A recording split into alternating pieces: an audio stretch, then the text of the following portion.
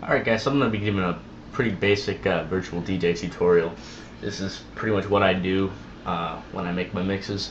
And let me just start by saying that it's a pretty easy program to use, and using it does get you the feel for actual equipment, which I have tried before. And it's a pretty easy to use. I have the free version. I do have the crack for the full version. I'm just too lazy to use it because right now this is all I need. I'm still learning, but this is pretty much just basic stuff. Essentially, what you want to do in virtual DJ is take most preferably dance music. You really can't.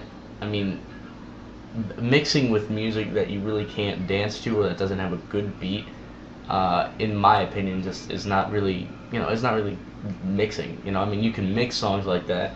Like I can take a country song and then take a metal song and try and beat match that, but it's very hard to do. So I have two examples here.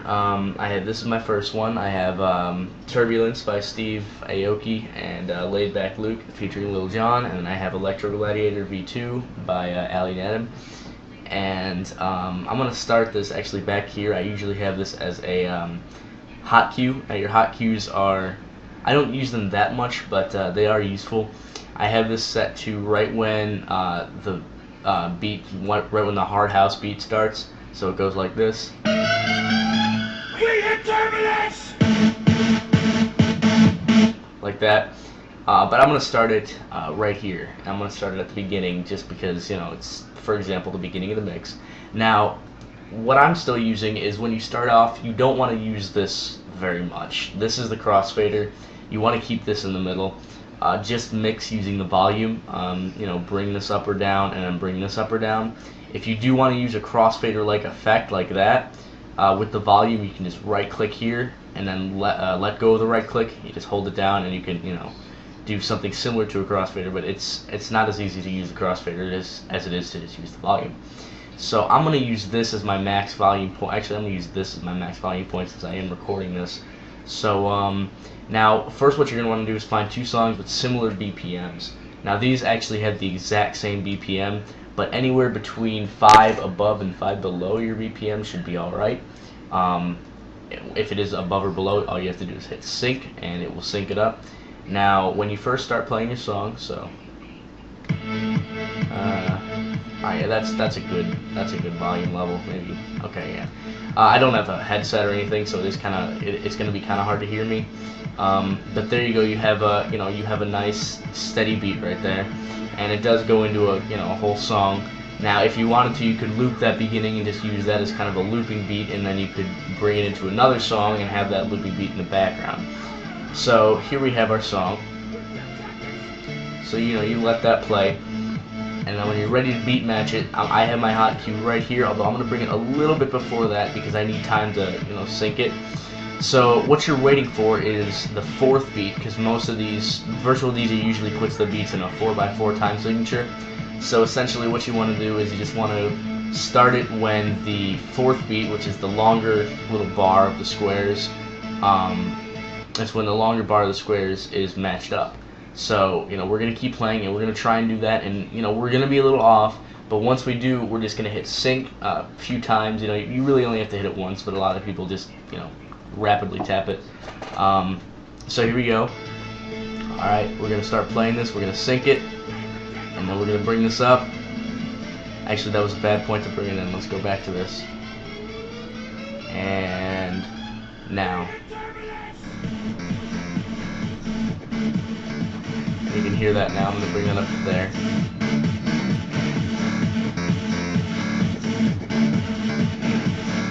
Alright, so now I pretty much have the beats matched right here.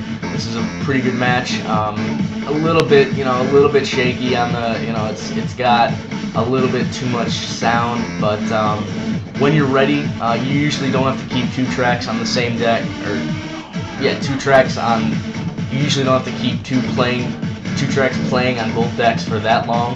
So when I'm ready, I can go ahead and I'm going to pick this one to backspin it out, and then I need to find a good point, so wait for the song to go a little bit. I'm going to be about right here at this point.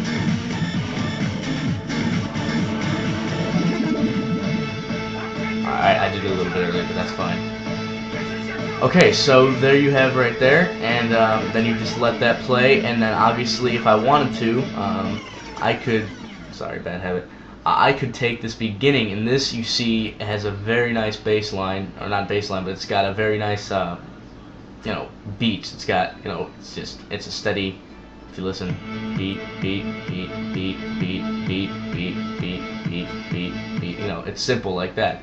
So if you wanted to do something like that, you could start it right here at the first square here. Actually, no, you want to usually start it right about there, and then you do a 4-beat loop.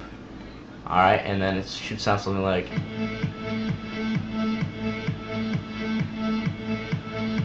And see, that's a very steady beat, and you could essentially take anything into that and match it, and it would sound pretty good. Now, my next example here, instead of just looking for it, I'm just going to go ahead to my history here. Where was it? Alright, yeah. Electro, Gladiator, and Uprising, I'm pretty sure it was. No, it was Structure and Uprising. Okay. So we have Structure by CZR and Uprising by Muse, and we're going to match these. Now, we're going to match these by looping, which is what I intentionally wanted to do. So, it was around here, pretty much anywhere. This song by CZR it's I think like an 80s house track. It's pretty old. But it's got very, very steady beat. So I'll have you listen to it.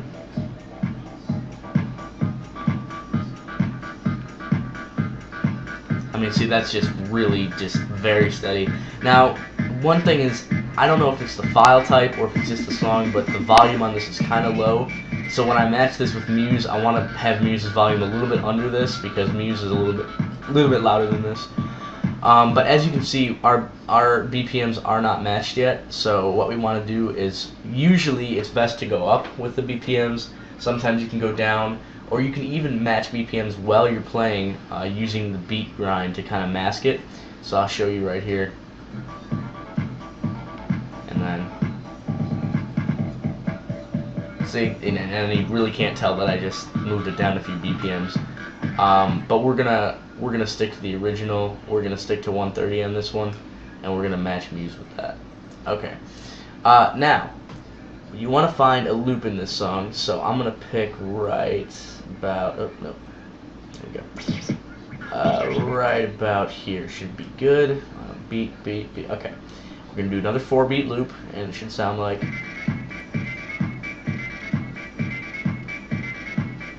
All right. Good. So we got that going. So let's get that going. Alright, and then we can essentially just bring in Muse from the beginning of the song and sync that up. There we go. Usually when you sync it, Virtual DJ doesn't always put both of the 4th beats together, but you know, it's hard to do that anyway, so I just kind of let Virtual DJ do what it does. Okay, so now we can bring this song in. Actually, I'm going to bring that up a little bit up there.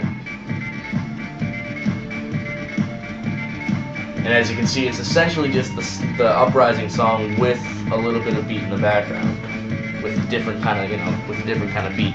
Now, Virtual DJ isn't that great at this, but if you want, you can actually kill the bass or kill the vocals on this song.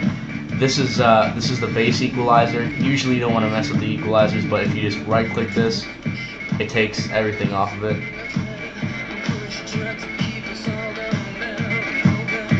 You know, you could do that, but I'm gonna put the bass back on.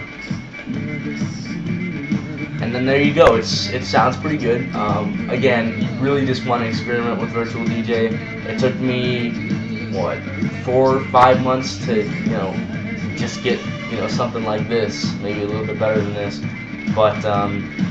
You just gotta play with it for a while. It's a fun program to use, but it can be taken seriously. I kind of use it, for both. I have my casual uses and I have my serious uses.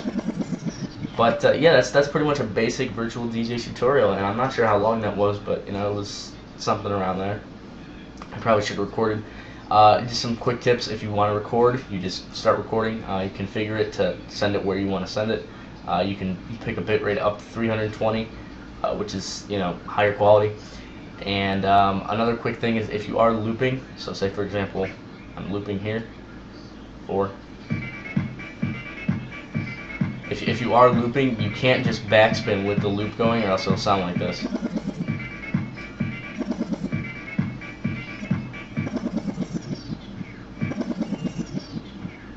You have to go out of the loop for it to work.